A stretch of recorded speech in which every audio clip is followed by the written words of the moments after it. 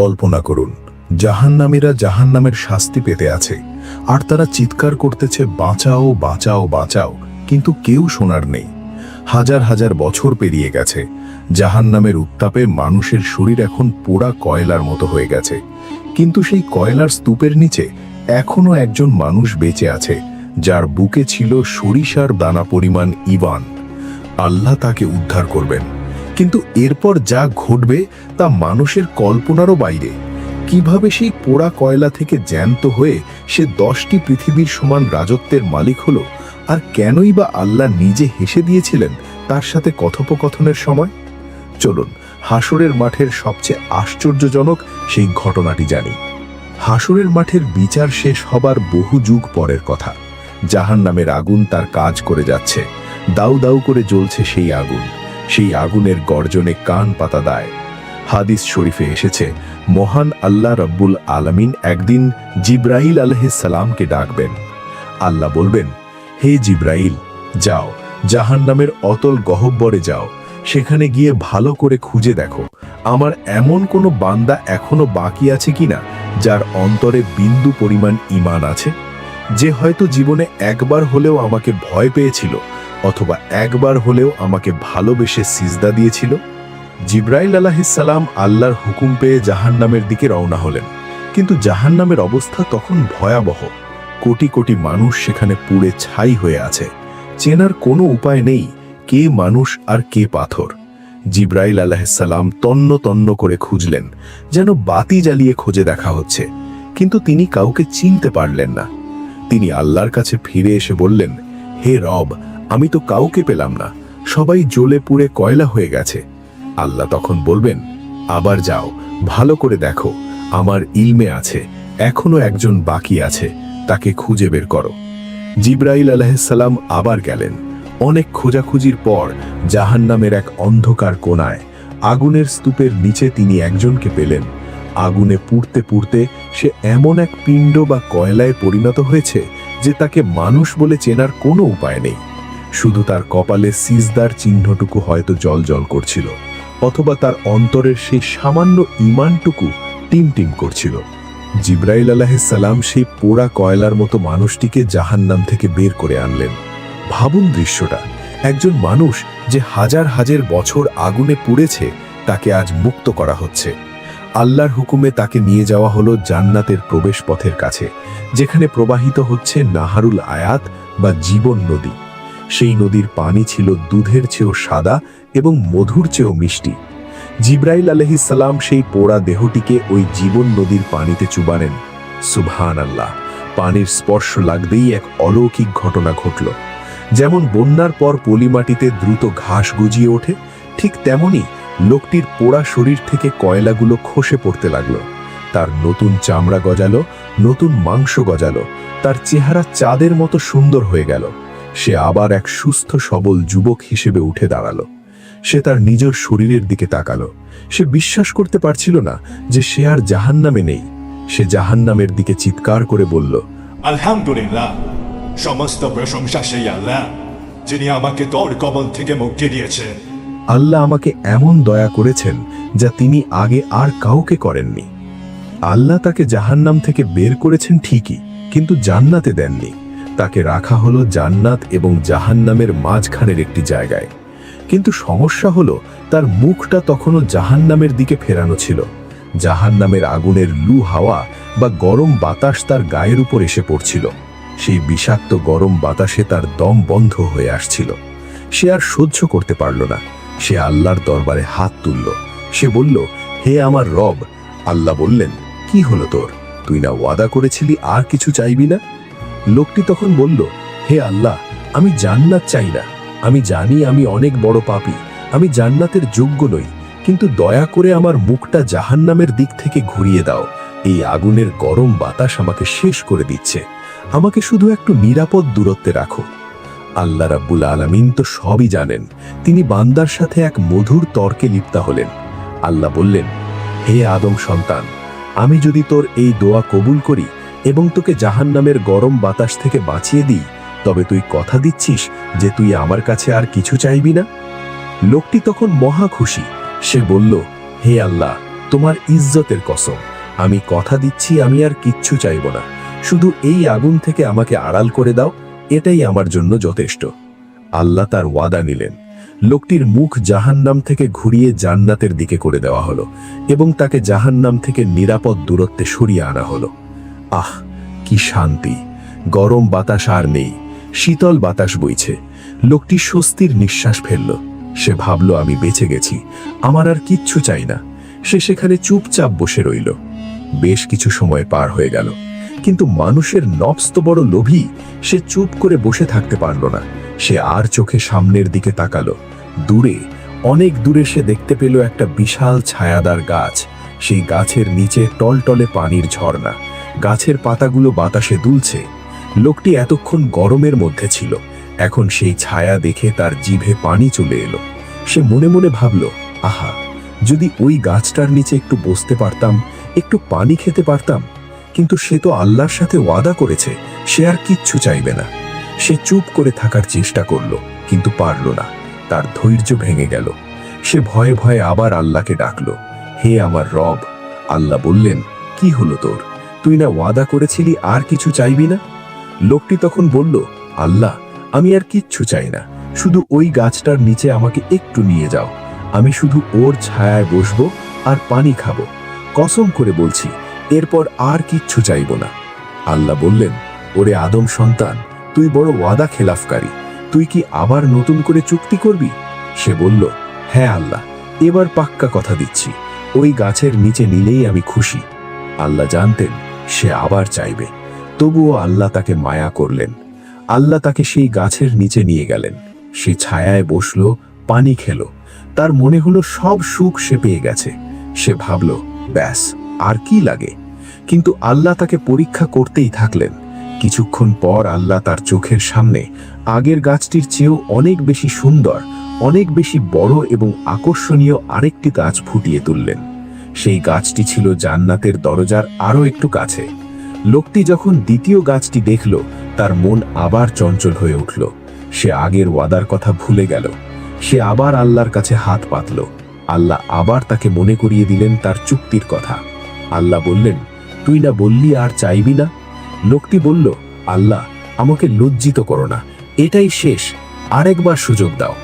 আল্লাহ তাকে দ্বিতীয় গাছের নিচে নিয়ে গেলেন। সে সেখানে বসল, কিন্তু সেখান থেকে সে জান্নাতের সেই শীতল বাতাস আর জান্নাতি ফুলের ঘ্রাণ যখন লোকটির নাকে এসে লাগলো, তখন তার ধৈর্যের বাঁধ পুরোপুরি ভেঙে গেল। সে জান্নাতের ভেতর থেকে মানুষের আনন্দের আওয়াজ শুনতে পাচ্ছিল। সে বুঝতে পারছিল ওই দেওয়ালের ওপাশেই আছে অনন্ত সুখের জগৎ। সে কিছুক্ষণ চুপ করে থাকার চেষ্টা করল, কিন্তু বেশিক্ষণ পারল না। তার ভেতরটা ছটপট করে উঠল। সে আবার ভয়ে ভয়ে খুব সংকোচের সাথে আল্লাহর দিকে হাত তুলল। সে বলল, হে আমার রব, হে দয়ালু আল্লাহ। আল্লাহ রব্বুল আলামিন তো তার মনের অবস্থা জানতেন। তিনি বললেন, কি হইল তোর? তুই না একটু আগেই কসম করে বললি আর কিছু চাইবি না? তুই না আমার সাথে চুক্তি করলি? লোকটি তখন কান্নাকাটি শুরু করে দিল।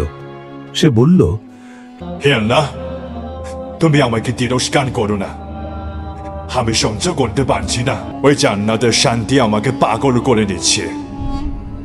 তুমি আমাকে সৃষ্টি জগতের সবচেয়ে হতভাগা বানিও না। আমাকে শুধু ওই দরজার ভেতরে ঢোকার অনুমতি দাও। আমি আর কিছু চাইব না, এবার আমি পাক্কা ওয়াদা করছি। আল্লাহ রব্বুল আলামিন তার বান্দার এই আকুতি দেখে হেসে দিলেন। আল্লাহ তার উপর দয়া করলেন। তিনি বললেন, ঠিক আছে, আমি যদি তোকে জান্নাতে ঢুকিয়ে দিই, তুই আবার অন্য কিছু চাইবি তো? লোকটি বলল, না আল্লাহ, তোমার ইজ্জতের কসম, জান্নাতে ঢুকলে আর কি চাওয়ার থাকে? ওটাই তো সব। আল্লাহ তাকে অনুমতি দিলেন। বললেন, যা, আমার জান্নাতে প্রবেশ কর। লোকটি তখন আনন্দে আত্মহারা হয়ে গেল। সে এক দৌড়ে জান্নাতের গেট দিয়ে ভেতরে প্রবেশ করল। কিন্তু ভেতরে ঢুকেই সে থমকে দাঁড়ালো। সে দেখল জান্নাত কানায় কানায় পূর্ণ। প্রতিটি প্রাসাদে মানুষ বসবাস করছে, প্রতিটি বাগানে হুর ও গেলমানরা ঘোরাফেরা করছে। কোথাও তিল ধারণের জায়গা নেই বলে মনে হচ্ছে। সে ভাবল, হায় হায়, আমি তো সবার শেষে এসেছি। মনে হয় সব সিট বুকিং হয়ে গেছে, আমার জন্য তো কোনো জায়গা নেই। সে হতাশ হয়ে আবার আল্লাহর কাছে ফিরে এলো। সে বলল, হে আমার রব, তুমি আমাকে জান্নাতে পাঠালে, কিন্তু আমি গিয়ে দেখলাম জান্নাত তো লোকারণ্য, আমার থাকার মতো তো কোনো জায়গাই নেই। আল্লাহ বললেন, তুই কি ঠিক দেখেছিস? আমার জান্নাত কি এত ছোট? যা, আবার গিয়ে দেখ, তোর জন্য জায়গা আছে। লোকটি আবার গেল, কিন্তু আল্লাহর এক বিশেষ কুদরতের কারণে তার চোখে মনে হলো জান্নাত একদম ঠাসা।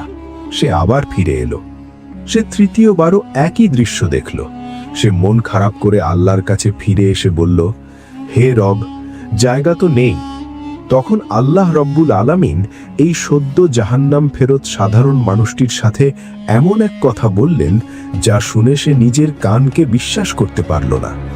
আল্লাহ তাকে জিজ্ঞেস করলেন, আচ্ছা, তুই কি দুনিয়ার বাদশাদের কথা জানিস?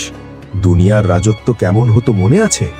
লোকটি বলল, হ্যাঁ রব, মনে আছে। দুনিয়ার রাজাদের বিশাল বিশাল রাজ্য থাকত। আল্লাহ বললেন, আমি যদি তোকে দুনিয়ার একজন বাদশার সমান রাজত্ব দিই, তবে কি তুই খুশি হবি? লোকটি অবাক হয়ে গেল। সে তো থাকার জন্য সামান্য একটা কুঁড়ে ঘর খুঁজছিল, আর আল্লাহ তাকে বলছেন একজন রাজার সমান রাজত্ব দেবেন। সে বলল, হে আল্লাহ, তুমি কি আমার সাথে ঠাট্টা করছো? তুমি কি আমার সাথে মশকরা করছো? অথচ তুমি তো রাব্বুল আলামিন, তুমি তো মহান প্রভু। তোমার কি সাজে আমার মতো তুচ্ছ মানুষের সাথে ঠাট্টা করা? আল্লাহ রব্বুল আলামিন এই কথা শুনে হেসে ফেললেন। ভাবুন দৃশ্যটা, বান্দা আল্লাহকে বলছে, তুমি কি আমার সাথে মশকরা করছো? কারণ সে বিশ্বাসই করতে পারছে না যে তার মতো নগণ্য মানুষকে আল্লাহ আস্ত একটা রাজত্ব দিয়ে দেবেন। তখন আল্লাহ হাসি থামিয়ে গম্ভীর এবং দয়ালু কণ্ঠে বললেন, না রে বান্দা, আমি তোর সাথে ঠাট্টা করছি না। আমি যা চাই তা করার ক্ষমতা আমি রাখি। তুই একজন রাজার সমান চেয়েছিস, যা, আমি তোকে দুনিয়ার একজন রাজার সমপরিমাণ রাজত্ব দিলাম। লোকটি খুশিতে বলে উঠল, আমি সন্তুষ্ট হে রব, আমি সন্তুষ্ট। কিন্তু আল্লাহ বললেন, দাঁড়া দাঁড়া, এত সহজে না, খেলা তো এখনো শেষ হয়নি।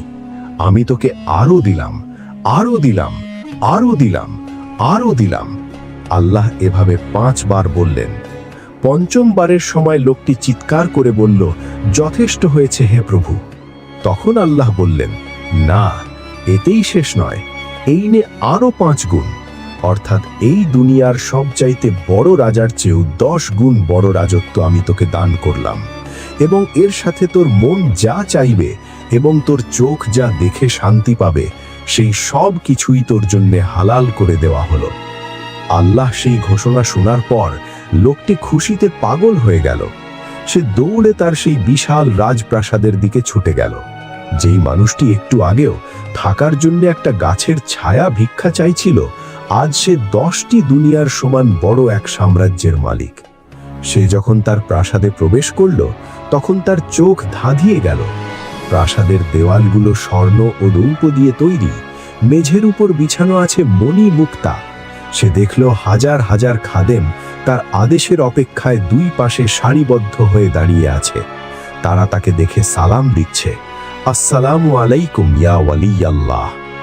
সে তার খাস কামরায় প্রবেশ করল। সেখানে তার জন্য অপেক্ষা করছিল জান্নাতি হুররা। হাদিসে এসেছে, তার 2 হুর দৌড়ে এসে তাকে জড়িয়ে ধরবে।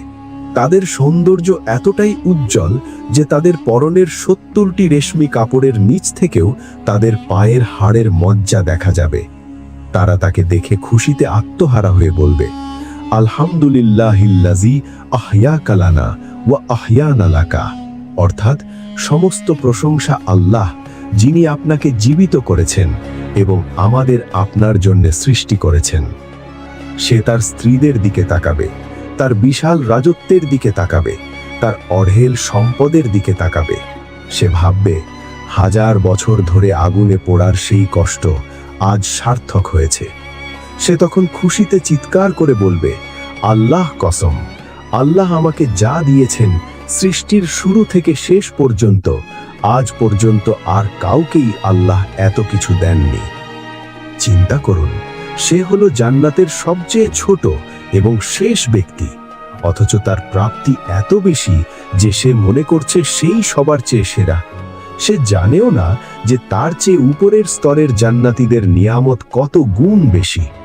আল্লাহ রব্বুল আলামিন পবিত্র কোরআনে বলেছেন, সেখানে তাদের জন্য রয়েছে এমন সব বস্তু যা তাদের মন চাইবে এবং চোখকে তৃপ্ত করবে, এবং সেখানে তারা চিরকাল থাকবে।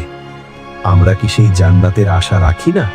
যে ব্যক্তিটি জাহান্নামে পুড়ে কয়লা হয়ে গিয়েছিল, যার কোনো আমল অবশিষ্ট ছিল না, শুধু বুকে সামান্য ঈমান ছিল, আল্লাহ তাকেও এত বিশাল রাজত্ব দিয়েছেন। আল্লাহ রহমত থেকে কখনো নিরাশ হবেন না। যত বড় পাপী হন না কেন, তওবা করে ফিরে আসুন। আল্লাহ ক্ষমা করতে ভালোবাসেন।